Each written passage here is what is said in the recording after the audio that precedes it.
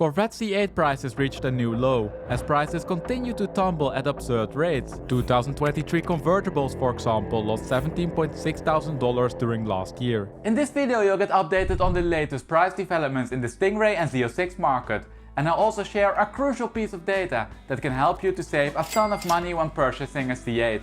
Corvette C8 prices have been on a roller coaster ride. During the pandemic, C8s belonged to the most popular cars in the US, causing price premiums to shoot up to astronomical values. Yet, in this case, what goes up must come down. Trends quickly turned and prices started to plummet. C8s belonged, and still belong, to the top 25% of quickest depreciating sports cars. This boom and bust pattern is clearly visible in the data. Prices topped in August 2021, and this is approximately 1 year before the general car market topped. The reason for this is of course idiosyncratic. Market supply ramped up to almost 1,000 cars by this time. This was sufficient to put an end to the soaring prices. Now, as we discussed in 2021, this top marked the start of decreasing prices.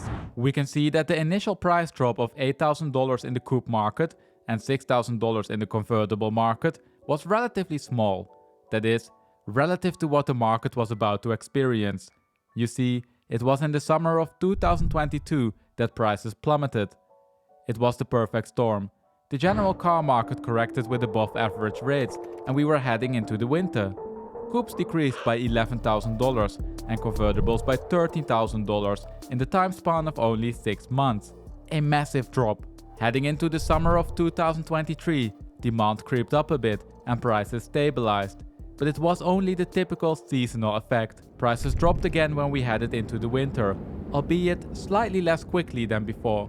Prices fell by 13% in the coupe market and by 12.7% in the convertible market. In monetary terms, these rates amount to $11,500 and $12,500 and brought the price levels down to $77,000 and $86,000 respectively. We need to talk about these rates. They're namely average rates, but they do apply to cars from all model years and all trim levels. There's hardly any difference between the rate of a 1LT and 3LT. This of course also means that if you purchase the car far above or below the average price, the rate will be different for you.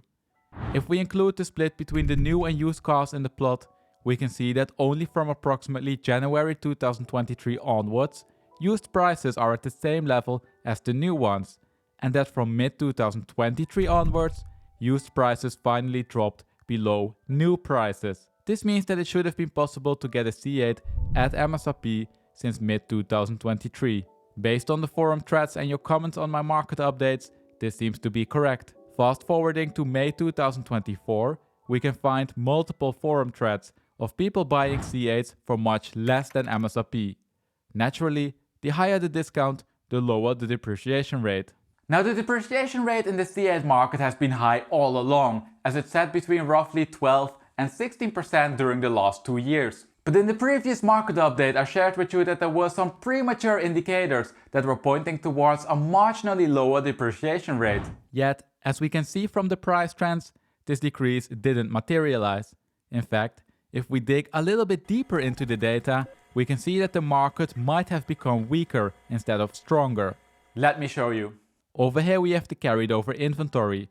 This is the percentage of unsold cars compared to 3 months ago.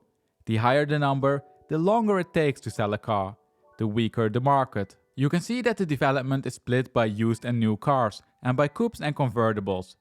If we focus first on the used cars, we can see that 3 months ago the percentage of unsold cars was actually lower than a year before. Now, however, the value exploded to the highest rate ever. 40% of the used cars that were listed for sale in May were also listed for sale in February. A clear indication that the market softened. But that's not all. There are also major changes for the new cars. We can see that the carried over inventory percentage for new cars has been extremely stable between 2022 and the end of 2023.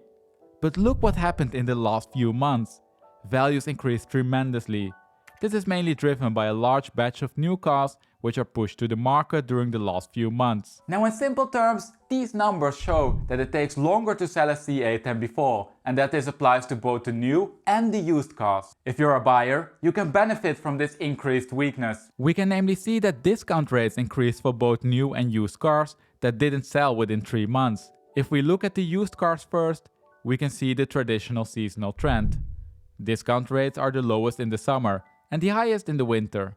So of course, if you're a value-conscious buyer, it makes sense to buy a car in the winter, especially if it has been sitting around for 3 months.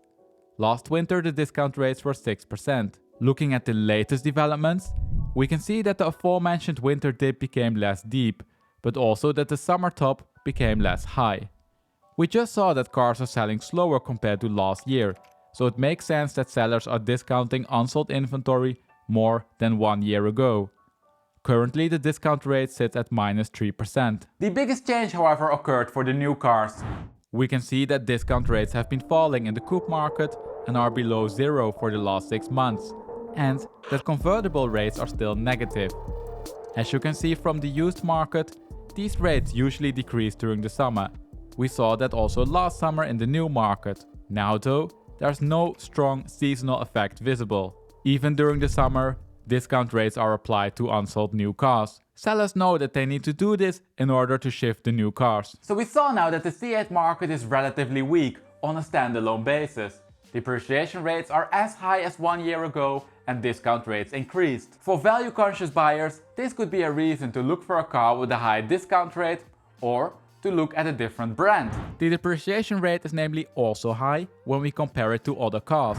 Comparing the Stingray market to the NSX, we can see that NSXs only lost 10.5%, less than the 12.9% for the C8s. Only when we look at the models that are notorious for the high depreciation rates, we can see that they align with the C8. Over here we have, for example, a comparison between the Stingrays and the P450 F-Types. The F-Types lost 14.5%, so a tad more than the C8s. It however doesn't diminish the fact that the C8 has a unique position in the market when it comes to the price to performance threshold. And this makes it a little bit tricky to choose suitable models to compare it to. They're either older, slower or more expensive. So let's simply compare the C8 to the rest of the market. Over here we have the US year-over-year price changes for almost all cars that feature on my channel. On the horizontal axis we have the price changes compared to last year in percentages. And on the vertical axis, we have the number of cars to which this change applies. The average decrease during last year was 7%, and most cars lost between 11 and 1%.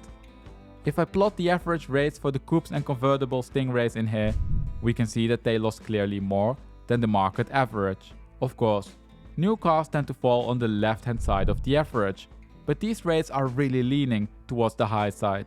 Both just fall in the top 25% of cars that lost the most. Now so far we saw that the C8 Stingray market is still relatively weak, and we'll soon talk about the implications of that. But before we do that, we of course need to have a look at the Z06 market. Looking at the trend, we can see that prices dropped from $229,000 to $156,000.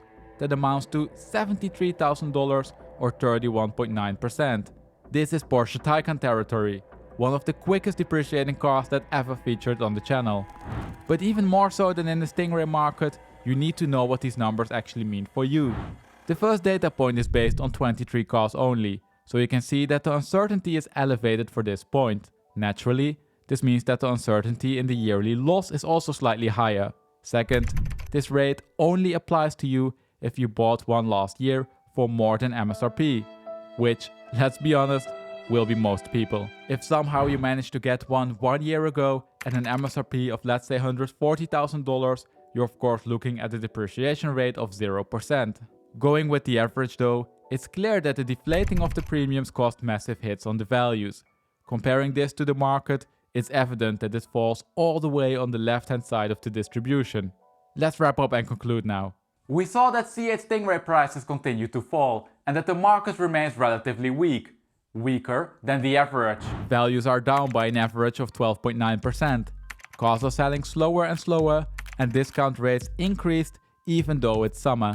Now if you're a value-conscious buyer, you could of course decide to take your money elsewhere. Basically all Porsches are depreciating at remarkably low rates at the moment. But if your heart is set on a Stingray, there are a few things you can do to minimize your loss. First, buy in the winter. The seasonality pattern is exceptionally strong in the used C8 market, and discount rates for unsold used inventory can go up to -6%. That decreases the depreciation rate significantly. Second, if you want a new car, beware that they are being discounted now and that it can pay off to shop around until you find one below MSRP. The narrative for the Z06 market is much more uncertain. We saw that Z06s dropped by 31.9% and that this drop basically reflects the deflation of price premiums. The big question is then also, what will happen now that the prices are much closer to MSRP? Now, these price trends contain some information about short-term future trends, but cannot predict long-term price developments. Though it seems unlikely to me that we'll see prices continue to fall at a rate of 31.9%. The good news for you as a value-conscious buyer is that you're no longer buying at the market peak. The inevitable drop occurred, and now is definitely a better moment to buy than last year. Yet, you need to keep in mind that there's some uncertainty about the future, more normal rate. If they follow the Stingray market, you'll be looking at approximately 13% per year. And with that, we arrived at the end of the video. Now, if you enjoyed this data-driven way of analyzing car prices and would like to see a video for a different car, head over to my channel. Over there you'll find data-driven market updates for a large variety of cars. Can't find the car you're looking for? Let me know the name of the car by commenting it down below in the comment section. Once there are enough requests for a certain car, I'll make a video about it. As always, thank you for watching, and I hope to see you again in 2 weeks for a new video.